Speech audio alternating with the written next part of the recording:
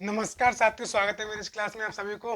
आशा करते हैं हम सही से एकदम मस्त होंगे, स्वस्थ होंगे और अपनी पढ़ाई को जबरदस्त तरीके से कर रहे होंगे। स्वागत है मेरी इस क्लास में सभी को। चलिए हम शुरुआत करते हैं अपनी क्लास को। आज मेरी क्लास है 6 जिसमें चल रहा है पेकम चैप्टर नंबर 1, ये बायोलॉजी का 10th का। और उसमें आगे स्टार्ट करते हैं। क्या हम लोग पढ़ा चुके थे, एटीपी की ऊर्जा यौगिक पढ़ा चुके थे। अब उसके बारे में आगे पढ़ाएंगे। प्रकाश संश्लेषण को प्रभावित करने वाले कारक। हेडिंग डालिएगा, प्रकाश संश्लेषण को प्रभावित करने वाले कारक।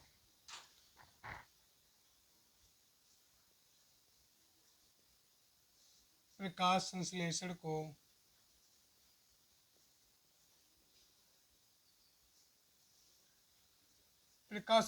को प्रभावित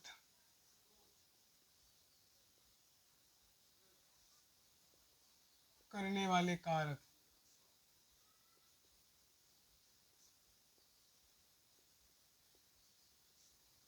प्रकाश संश्लेषण को प्रभावित करने वाले कारक में लिखिएगा आगे। प्रकाश संश्लेषण को कौन कौन से कारक प्रभावित करते हैं? जो प्रकाश संश्लेषण की दर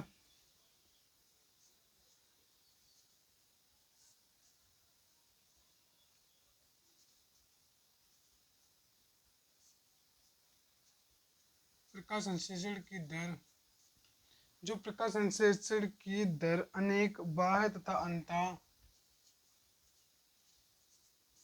अनेक अनेक बाह्य तथा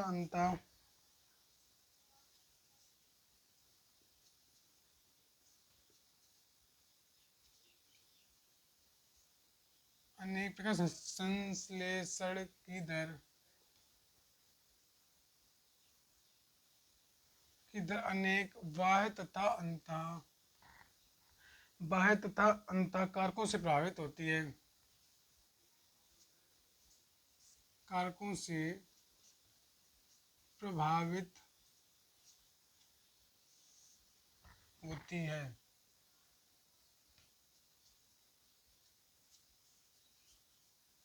प्रकाश संश्लेषण की दर अनेक कारकों से प्रभावित होती है।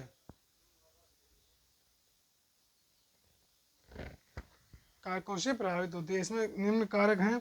नंबर 1 बाह्य कारक। हेडिंग डाली इसमें बाह्य कारक।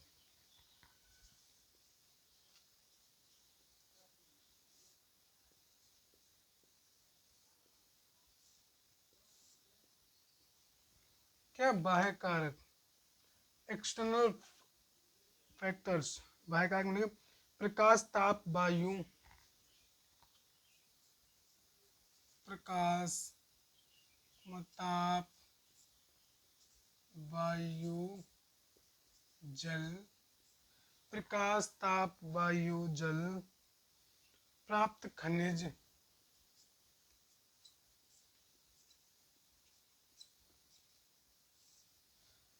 प्रकाश, ताप, वायु, जल, प्राप्त खनिज आदि प्रकाश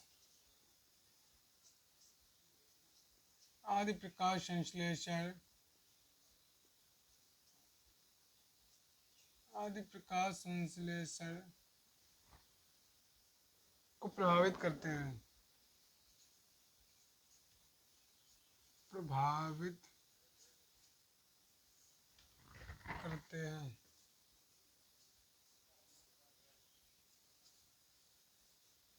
प्रकाश, ताप, वायु, जल, प्राप्त खनिज आदि प्रकाश संश्लेषण को प्रभावित करते हैं।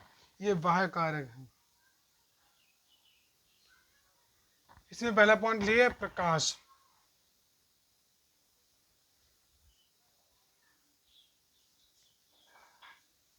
लाइट।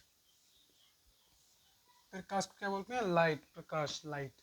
सूर्य का प्रकाश प्रकाश संश्लेषण के लिए सूर्य का प्रकाश प्रकाश संश्लेषण के लिए संश्लेषण के लिए सूर्य का प्रकाश होता है। प्रकाश संश्लेषण के लिए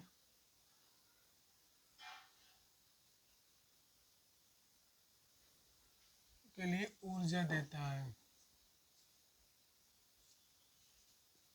क्या ऊर्जा देता है? ऊर्जा देता है। विद्युतीय प्रकाश में भी प्रकाश संश्लेषण होता है। विद्युतीय प्रकाश विद्युतीय प्रकाश में भी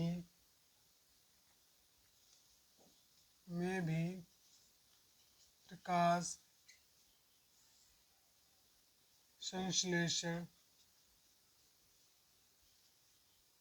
संश्लेषण होता है। राइट। सेकेंड है डालिएगा तापमान।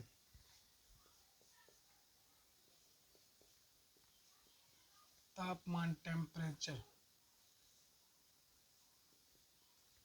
तापमान में लिखिएगा 10 डिग्री सेल्सियस से 35 डिग्री सेल्सियस के बीच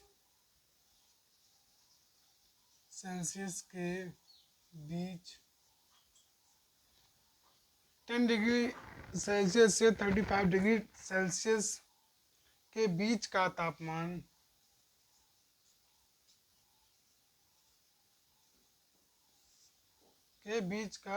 तापमान प्रकाश संश्लेषण के लिए प्रकाश संश्लेषण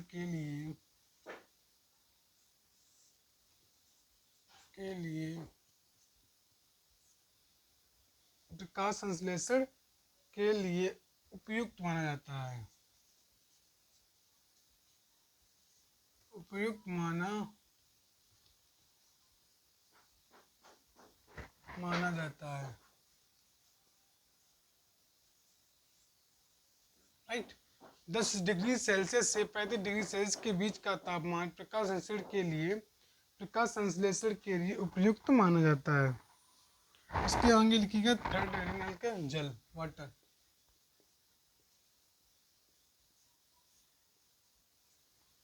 वाटर में लिखिएगा इसमें जल की कमी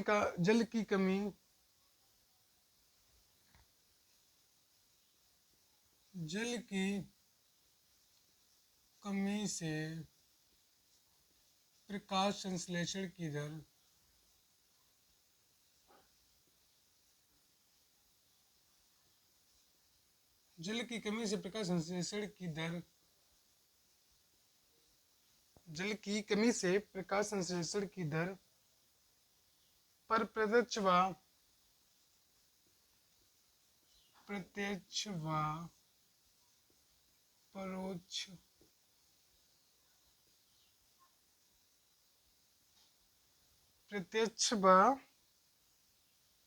परोक्ष दोनों प्रकार से प्रभाव पड़ता है।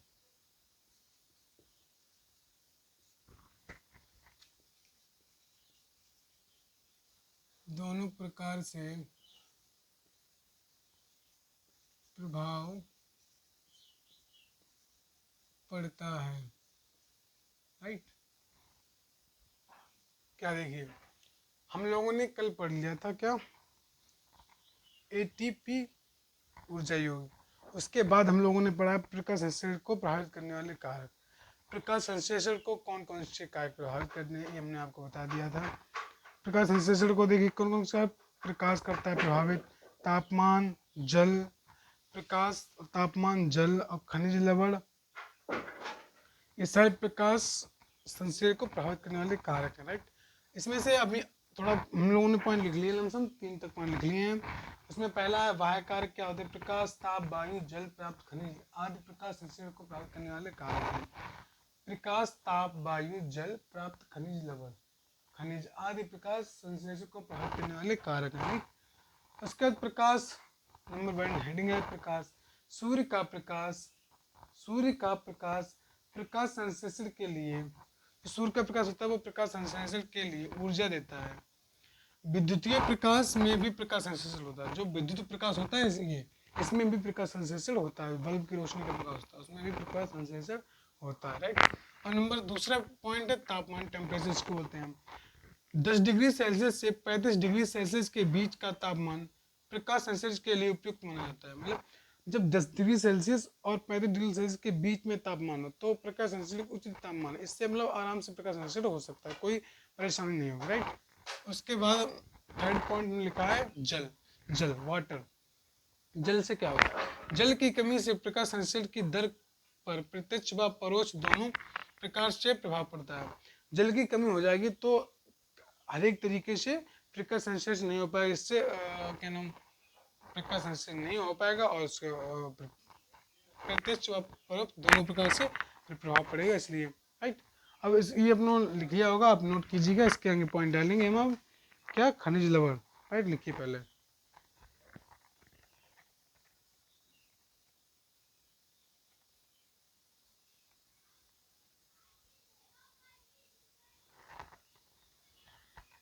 आशा करते हैं आप लोगों ने सभी लोगों ने लिख लिया होगा। चलिए हम नेक्स्ट इसको रिमूव करते हैं, नेक्स्ट हेडिंग डालते हैं खनिज लवण, मिनरल्स। इसके आगे पॉइंट है, तीसरे के बाद चौथा पॉइंट होगा इसमें खनिज लवण। ये भाई कारक इसके इसमें ये आगे चौथा पॉइंट। अब मेरे साथ जुड़े रहिएगा ऐसे ही, तो हम आपको पूरा सिलेबस कंप्लीट करवाएंगे और थोड़ा अच्छा से समझाएंगे भी, जिससे आपको आने वाली परीक्षा में प्रॉब्लम ना हो। मैं अभी शुरुआत है और आगे चलते ही रहेंगे, अब तो बंद नहीं करना इसको। आगे क्या लिखेंगे? 4 पॉइंट लेंगे खनिज लवण। चौथा पॉइंट है खनिज लवण।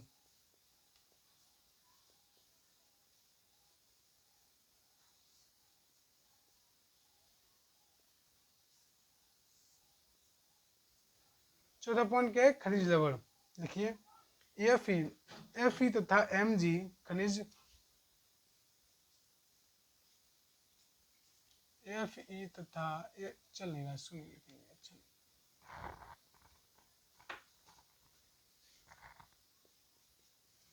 एफ ई तथा एम जी, एफ ई तथा एम जी खनिज परहरिम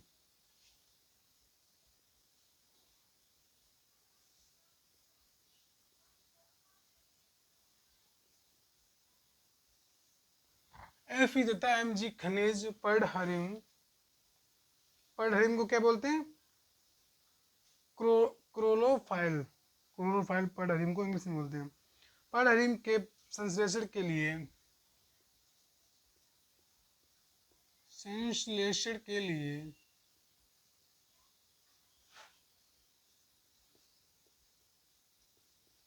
परहरिम के संश्लेषण के लिए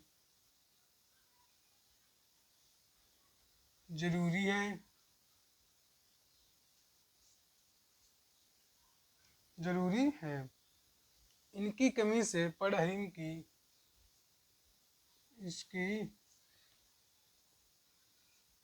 इसकी कमी से परहरिम,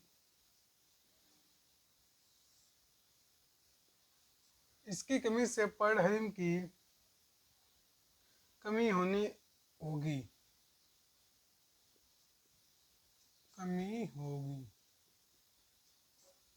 परहरिम की कमी होगी, जिससे प्रकाश संश्लेषण भी कम होगा।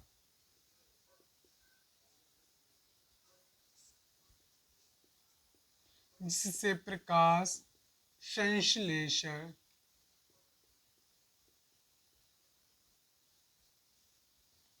भी कम होगा, राइट। जिससे प्रकाश संश्लेषण कम होगा। इसमें आगे लिखिए अंताकार। अंताकार क्या होते हैं? इसके अंदर ही है अंताकार।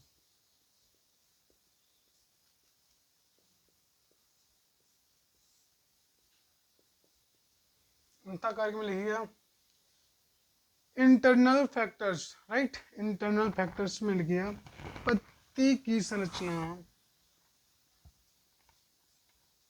पत्ती की संरचना,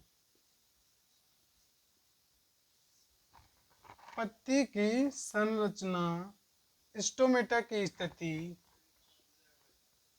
स्टोमेटा की स्थिति, पत्ती की संरचना व स्टोमेटा की स्थिति संरचना संख्या,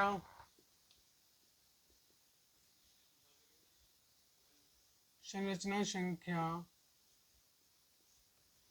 संरचना संख्या एवं वितरण तथा वितरण वितरण तथा वितरण तथा पेलिसेड कोशिकाओं में पेलिसेड कोशिकाओं में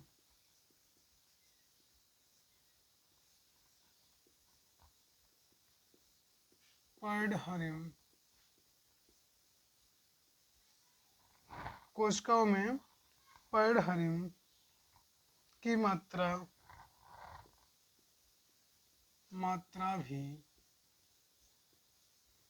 पर्णहरिम की मात्रा भी प्रकाश संश्लेषण की गति प्रकाश संश्लेषण प्रकाश संश्लेषण की गति प्रकाश संश्लेषण की गति को प्रभावित करते हैं, भावित करते राइट। क्या है बच्चे देखिए, खनिज लवण Fe तथा Mg, Fe तथा Mg, मैग्नीशियम और Fe को क्या बोलते हैं, आयरन, शायद कंफर्म नहीं है इसको, मतलब Fe तथा Mg खनिज पर्णहरिम के संश्लेषण के लिए जरूरी है। जो पर्णहरिम के संश्लेषण के लिए Fe तथा Mg खनिज लवण जरूरी है। इनकी कमी से पर्णहरिम की कमी होगी, ये कम होंगे तो पर्णहरिम की कमी होगी, जिससे प्रकाश संश्लेषण भी कम होगा, राइट। और उसमें नीचे अंडाकार क्या है, पत्ती की संरचना, जो पत्ती की संरचना होती है किस कैटेगरी की होगी, पत्ती, और पत्ती है इसकी संरचना क्या है, पत्ती की संरचना स्टोमेटा की स्थिति, पत्ती की संरचना स्टोमेटा की स्थिति संरचना संख्या एवं विसरण तथा पेलिसेड कोशिकाओं में पर्णहरिम की मात्रा भी प्रकाश संश्लेषण की गति प्रभावित करती है।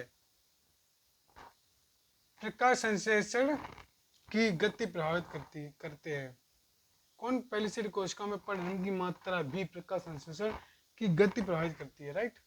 इसको लिखिएगा,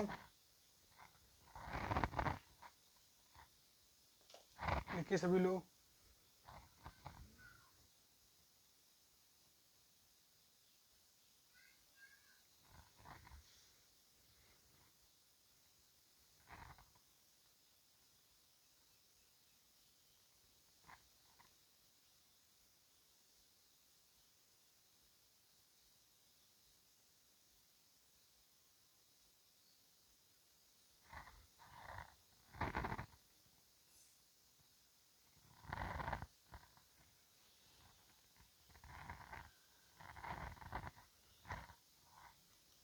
चलिए दोस्तों, हम क्लास को एक बार ब्रांड देते हैं, कल से स्टार्ट करेंगे न्यू क्लास, उसमें हम पढ़ेंगे विषम पोषी पोषण, राइट। नमस्कार साथियों, आप पढ़ते रहिए, अच्छे होंगे क्लास, आशा करते हैं।